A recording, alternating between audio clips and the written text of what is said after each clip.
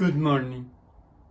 Today's Gospel is about the beginning of Christ's public life, of Christ's preaching.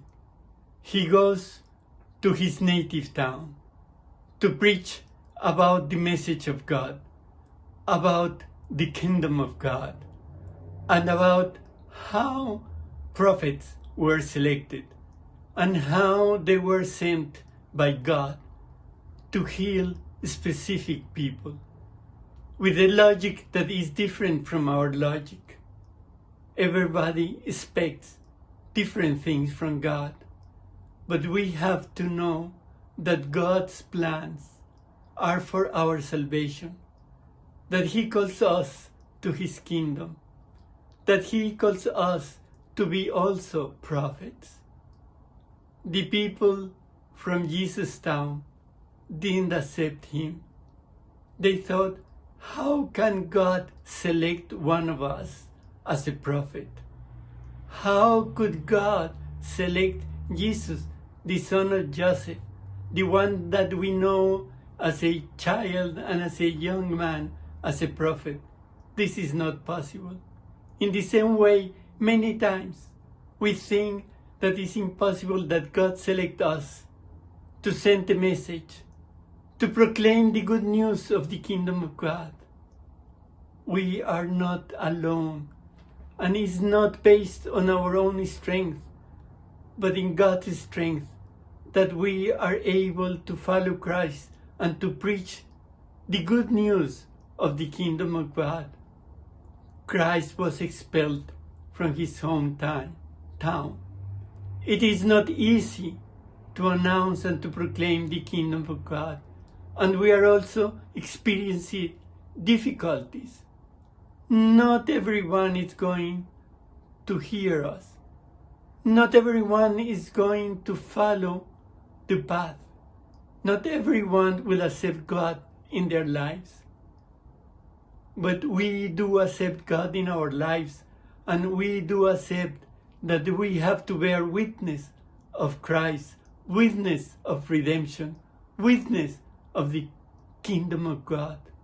We live in difficult times. We face many challenges. But we must be certain that we alone cannot overcome those challenges. But because God is with us, because God lives in our hearts by our faith, that God gives us strength to love, to fight, to overcome all challenges.